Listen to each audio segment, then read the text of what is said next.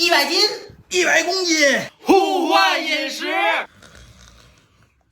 起来呀，咱互换夜宵啊！你有病啊！你咋晚上吃个嘚儿啊？哎呀，吃！你不互换夜宵吗？夜宵在这儿呢。哎呀，你是不是？我知道你不服，那咱交给上天决定一下吧。你看这仨杯子啊，咱猜猜哪个里面有硬币？你要是猜对了，这顿饭我就奖励给你了；你要是没猜中硬币，你就啥也吃不着。好难猜呀！大晚上的我也看不着啊。硬币是在这个里吗？你选对了啊，那我就只能把这些给你。啥呀？我说我选它了吗？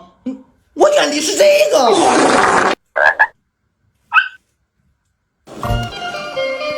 我知道你想吃，我都给你吧。